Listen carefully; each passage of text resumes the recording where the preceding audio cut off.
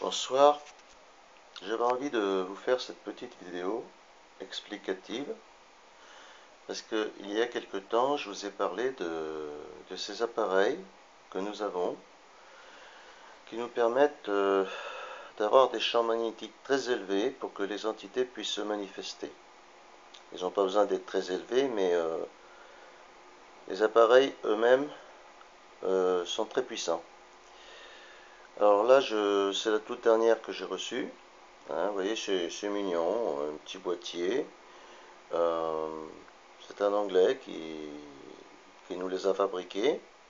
Hein, c'est un artisan en fait. Hein. Mais super, vous voyez, un beau petit boîtier avec un petit interrupteur. Celle-là, donc il y a une petite LED ici, pour montrer que l'appareil fonctionne. Ici, vous avez une petite flash, LED flash. C'est-à-dire qu'en pleine nuit, c'est très pratique. Attendez, pas facile pour moi, voilà. Très puissant, assez puissant pour qu'on puisse s'éclairer même avec. Donc je trouve que c'est vraiment ingénieux et très pratique. C'est formidable. Ça, c'est la première que j'avais reçue. Tout à l'heure, j'en ferai fonctionner une pour vous montrer la puissance. Donc le petit boîtier, voilà, le petit boîtier où on met les piles, il y en a deux. Donc dedans, pour la petite explication, il y a des petits moteurs de 3 volts qui fonctionnent à 3 volts. Il est comme ça, en long. Hein. Je ne peux pas l'ouvrir parce que c'est quand même un peu délicat. Et au bout de l'axe, il y a un petit aimant, à peu près gros comme ça, rond, qui tourne très très vite, à peu près 2000 tours minute. Hein.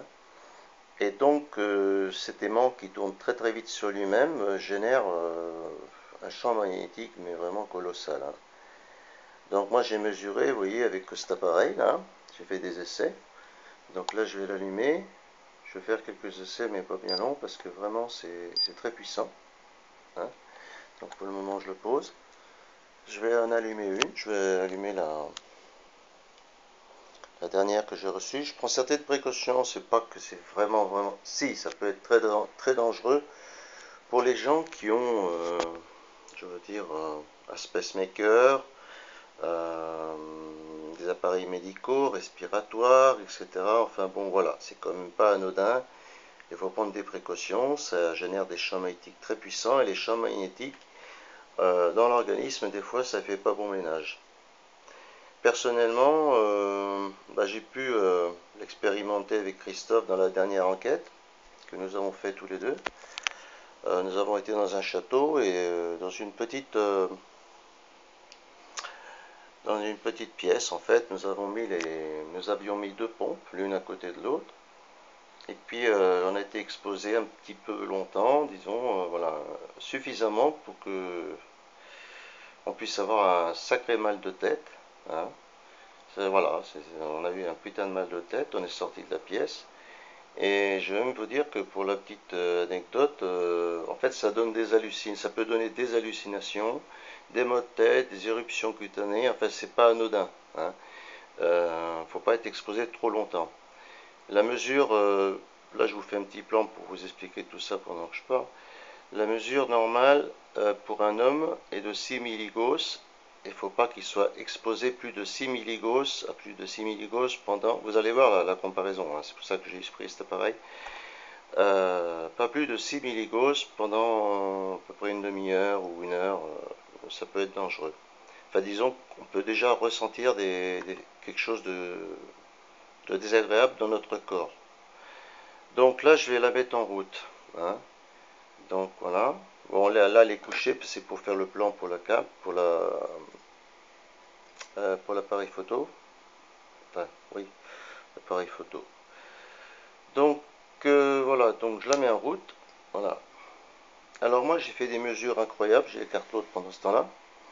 J'ai fait, ouais, il est déjà à 84 milligauss,4. Vous voyez, regardez, c'est un truc de fou.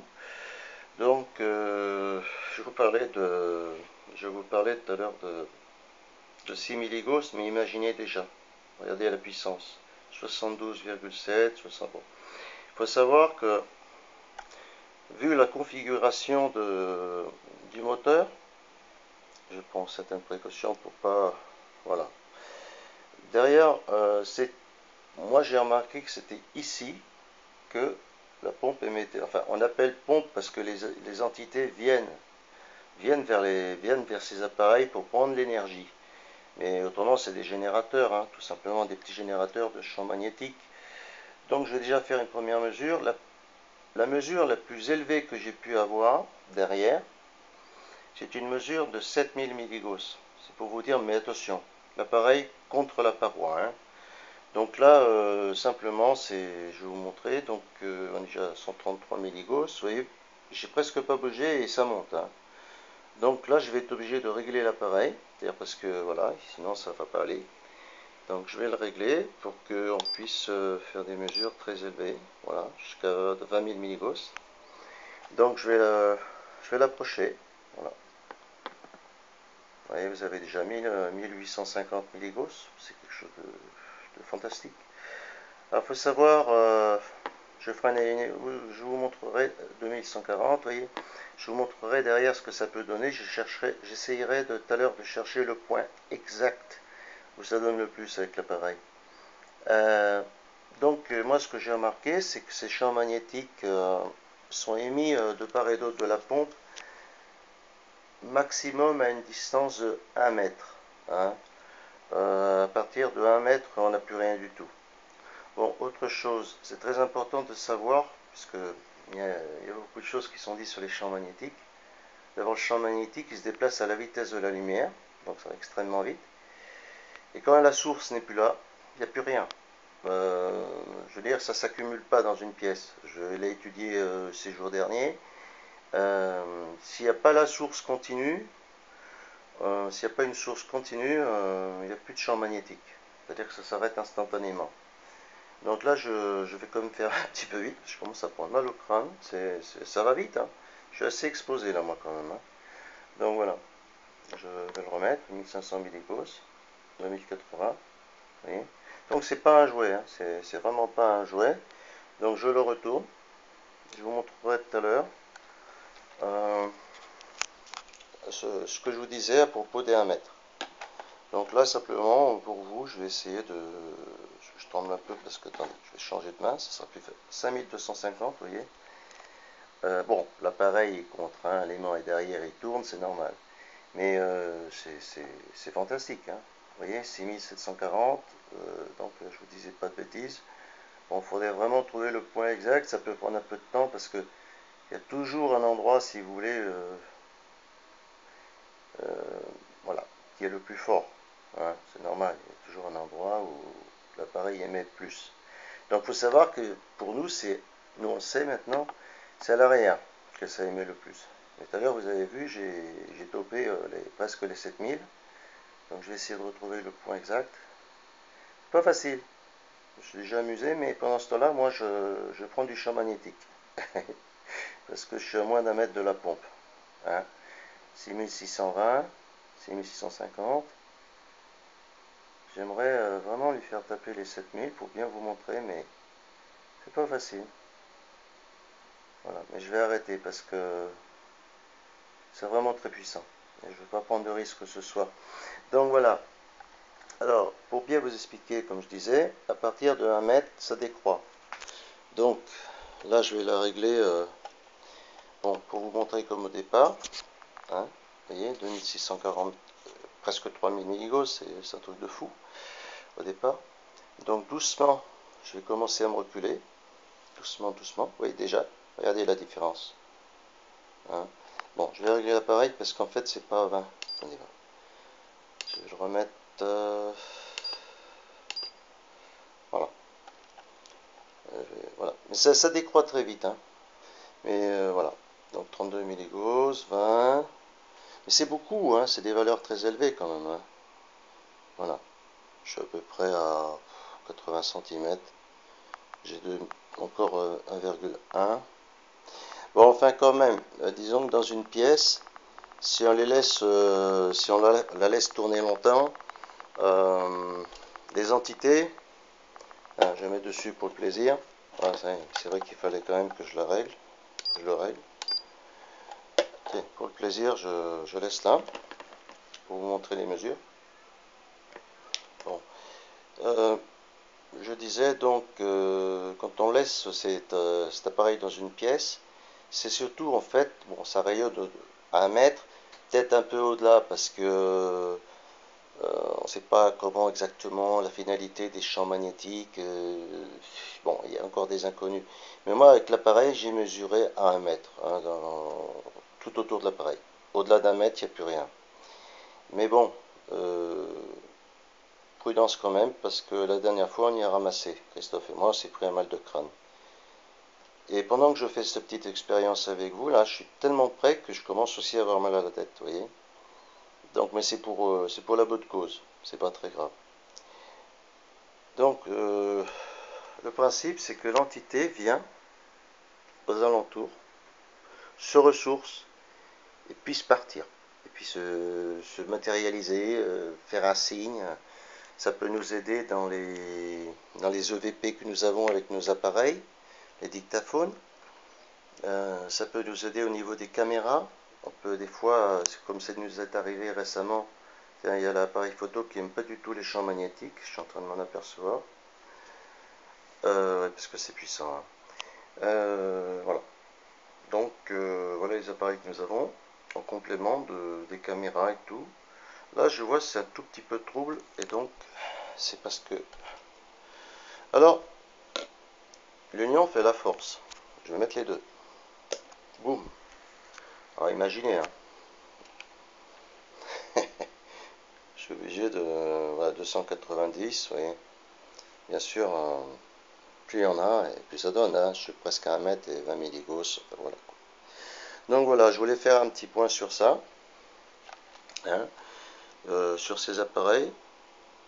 Excusez-moi si je tremble un peu, c'est parce que je n'arrive pas à stabiliser l'appareil à droite, et donc je vais l'éteindre carrément, et puis c'est tout.